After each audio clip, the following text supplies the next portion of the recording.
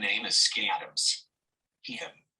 I'm from Kansas City, Kansas. I have been a self-advocate for over 20 years. Recently, I graduated from Kansas City, Kansas Community College with my associate degree in accounting. My name is Hannah Brown, and I am a fourth-year doctorate of audiology student at the University of Kansas Medical Center. I was born deaf, and at the time my parents decided that they wanted me to receive a cochlear implant. My journey with having bilateral cochlear implants, especially within the educational system, has actually led me to become a strong advocate for both myself and others. Hence why I was very interested in being part of this video project, especially on increasing awareness and access for all folks.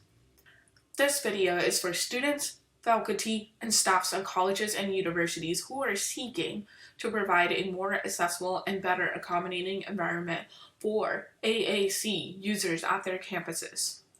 During this video, we will discuss the following questions with various AAC experts, and especially learn from the learning experiences of AAC users themselves about how we can all better include all folks in our university learning experiences. The first question that we will discuss is, how do we define success for students in colleges who use AAC? The second question that we will discuss is, what supports are needed for that success?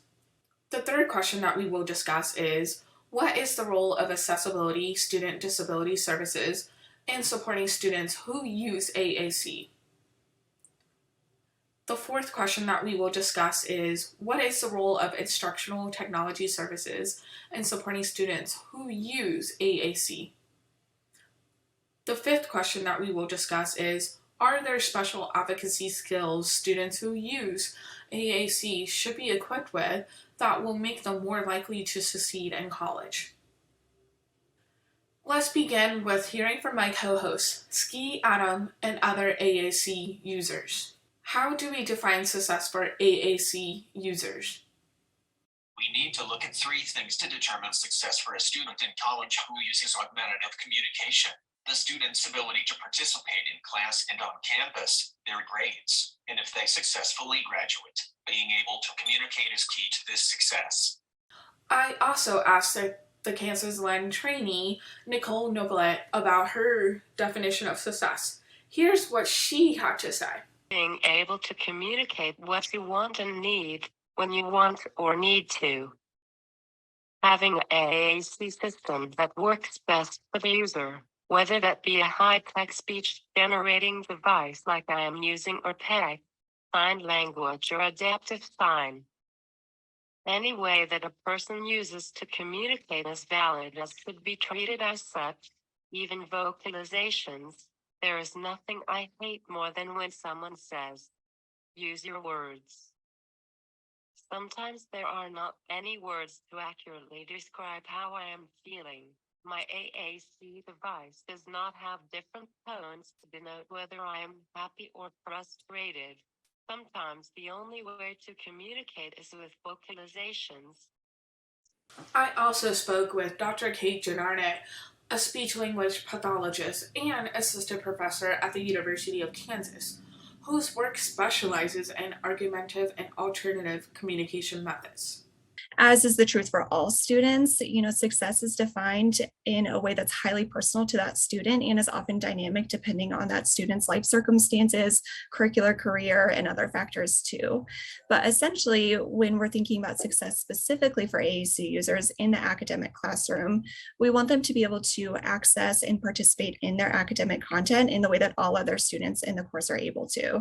This means that we want them to be able to reliably ask and answer questions in class. We want them to communicate with other students and the instructor in class, participate in the social aspects of the classroom that so often occur before, after, and during the classroom content. And we also want them to be able to effectively demonstrate the knowledge that they've learned in that course in a way that feels meaningful and reasonable for them. Next, we asked our panelists about some common supports that are helpful for AAC users. The main supports students who use augmentative communication needs on campus are being given the right set of tools for them to succeed in college. Instructors can support students who use augmentative communication in two ways. One, try as much as possible to provide the discussion questions to the students ahead of time. Second, allow extra time for students to respond. Students can have many of their answers pre-programmed, but there are times when a discussion will turn in a direction they have not planned for. Teaching the user or support person how to edit and add words to the device. Many devices are not loud enough for the user to be heard. Right now I have an iPad with an AAC app. It is not very loud, and it is very frustrating when I am unable to be heard. Bluetooth speakers only distort the sound and makes the words incomprehensible. I am getting a new dedicated device that has an external speaker attached to it. I will also able to remove it and give it to my communication partner so that I can talk to someone who is in another room. I am very excited for when I get my new device so that I can communicate better and be more involved in groups, and when I am in places that are loud. It will also be helpful for when I start a job. Alex Twitty from Disability Services Office at Kansas City, Kansas Community College offered examples of tangible supports, while Dr. Kate Gennarne offered additional suggestions within the classroom context. Dana Latin of KU Transition to Post-Secondary Education Program also shared some wonderful insights. Oh, voc rehab, vocational Oh, rehabilitation. okay. Yeah, they support students with disabilities and oftentimes will buy technology sometimes. A lot of times, they'll pay for college for them. If they feel like that they're qualified and they're fit their guidelines. I've seen them pay for college, pay for interpreters, buy software. So they may buy an AAC device for a student, or maybe help them That's find amazing. resources that would buy one. So as we know, often AAC users require what we call wait time, which is exactly what it sounds like. When we are waiting for their response, we're providing them just some silence. We're not interrupting them. We're waiting for them to construct their message, because often many AAC devices require the user to navigate to different pages, may require them to go back and edit their message before they're able to speak it. And so we want to be able to provide them what we call ample wait time to construct that message and respond. This means that one of the most important accommodations that instructors can make in their class is verbally setting expectations and modeling that use of wait time to ensure that other students in the class and the instructor is providing that wait time to the AAC user. This also means that if other students or the instructor themselves interrupts a student who uses AAC while they're constructing their message, that we set the norm that interruption is called out and is remediated so that the AAC user is able to participate in the course. Some other adaptations that instructors may provide in courses include providing preferential seating, preferably near the instructor, reducing background noise, closing the door, eliminating competitive auditory environments so that the instructor is able to hear the message that comes from the device. Ideally, all students in the class would be able to hear the message from the device user, but we know that some devices have limited auditory output, so we want to ensure that for sure the instructor in the course is able to hear the device user as the device is speaking the message. And then finally, another accommodation that we might make in classes is thinking about the ways in which students participate with external media in class. So for example, some courses offer clicker quizzes in class, or they may use websites like Jamboard or Padlet for students to participate and answer questions throughout the duration of the course session. And so some students who use AAC are able to integrate their AAC device with media and web-based technologies, and they're able to participate in those just like every other student is. However, some devices do not have that integration capability, and so we want to work directly with the AAC user and with disability services to ensure that we're able to provide them with a reasonable means to participate in those activities if they're not able to use the same external media platforms that other students do. We work very closely with the Students Access Center, the SAC on campus, which is the one-stop shop for students with disabilities, any student with a disability. We spoke with Ski Adams, Sinyu Coco of KU Medical Center, and Alex Twitty of Kansas City, Kansas Community College about the roles that disability services offices play in supporting AAC users on campus. The office needs to be able to help students who use augmentative communication advocate for the accommodations they need. Yeah, My role is to help students embrace their disability. You know, I meet one-on-one with students. We go over some of the challenges they may have and what they think might assist them. And then from there, after the interactive process, you know, we meet with the schools as far as making sure everything's reasonable, the accommodations and everything's in place, and just getting that feedback from the school. Since I am not familiar with all the dynamics of the curriculum, we want to make sure the accommodations are reasonable and kind of meshing with the curriculum so the student is comfortable and everything. Currently, we do not have any students that use AAC devices, but if we did, you know, we would meet with that person to make sure, you know, what device is needed. We would educate other students and faculty regarding the device and set up an accommodation plan. You know, every student is unique with their needs and accommodations, and that's important. You know, there's no cookie cutter accommodation plan that meets all. But we have kind of a new faculty orientation training, and we do participate in just overall students with disabilities and talk to them about, you know, if you get this notice of accommodation, what it means, what our office is. If you don't understand something, please feel free to contact us. So not so much with that, but just overall faculty training in kind of working with students with disabilities on our campus and what our office can do for them. Alex also spoke about how any student with a disability could go through the process to request accommodations. I do the initial intake meeting with students after they've sent me the documentation, and then talk to them about, have them explain what their disability is like for them personally. Talk about accommodations that they've used previously in the classroom. And then we talk about a possible accommodations I can offer them.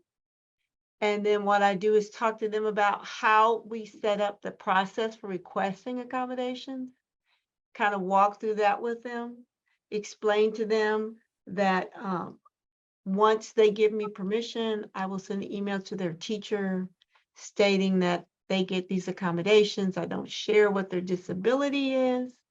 And it's kind of their responsibility to let me know if they're not getting their accommodations in the classroom, if there's any issues with their accommodations, because that's kind of part of ADA. yeah. 504, it's kind of written in the law that you have to participate in the interactive process with the student. Instructional support services also plays a role in supporting students who use AAC on campus. Sinyu Kako shared some input on the ways instructors and faculty have adapted and grown in their acceptance of students with disabilities over the years. I would always encourage professors to keep an open mind with students with disabilities. I know we're in the health profession, and some of the professors come from what I call the old school medical model. But now we need to embrace more students with disabilities.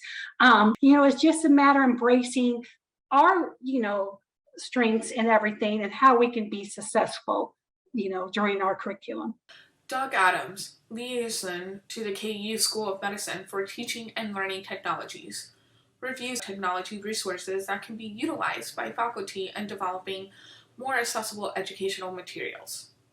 Teaching and Learning Technologies supports a number of tools on campus for instructional purposes. Designing for all users helps those who have special needs as well as those who don't. One of my roles at TLT is to support the faculty in the School of Medicine. We have other people in my same role who are supporting nursing and the health profession schools.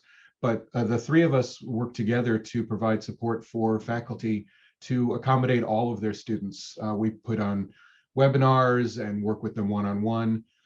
A lot of them involves just helping them interact with our tools properly. We offer the option for instructors to send us their materials in advance, and we can look at them and offer some suggestions.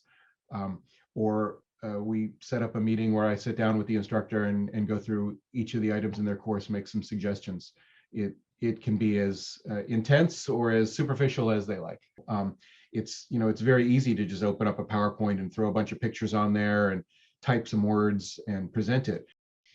Again, the thing we try to stress is that this isn't just for the 1 or 2 or 5 or even 10% of the students who have accommodation needs that are identified and declared. These kinds of changes help everyone. We really do recommend that instructors take a quick look at their syllabus, at their lectures, at any product that they're sharing with the students, and make sure that they're accessible to all of their students. Along with that variety of instructional technology resources, KUCDD offers this additional explanation of universal design as a tool to help all learners, including students who use AAC. We also think about using what we call universal design for learning principles, or UDL principles, in courses. And these principles are good for all students in courses, but especially for those who have complex communication needs and have AAC devices that they use to communicate. So for example, one principle of UDL learning is that we provide multiple means of expression. So for an AAC user, we're going to provide them many different ways to express their knowledge in class, knowing that their ability to participate in standard or traditional means of expression may be different than other students in the class. So we're thinking about multiple ways in which a student, any student, but especially our students who use AAC, can express their knowledge to demonstrate what they've learned in a course. There's also another way that we should be thinking about how we provide instruction to students. This UDL principle is called multiple means of representation. So by that, we mean when we're offering information to students, we're presenting information in many different ways, because we know that all students have different learning styles. The idea here is that we're not just presenting information in one way, we're offering multiple ways for that learner to receive their input. So for us to give that information to the learner, and then as they digest that information, we're offering them multiple ways for them to express their knowledge as well. Multiple means of engagement, which means that we are tapping into each individual learner's unique strengths, interests, and motivating factors. So the way that we can do that is offering lots of choice in how students choose to engage with the curriculum. Different components in the assignment expectations and in the way that we offer information to our students are varied based on student interests, student motivation, and their learning styles and preferences. So the theme that is woven throughout UDL is providing lots of choice and providing lots of opportunities for variations, because those variations support all students in being able to engage with their academic curriculum in a way that is meaningful and purposeful to them. And what we know about learning is that students, all students, learn best when they're engaged and motivated and feel purposeful and intentional and are able to use their own unique strengths. Doug also shared with us some helpful resources for learning more about universal design. At TLT, we have a website designed specifically to provide some information about universal design and accessibility.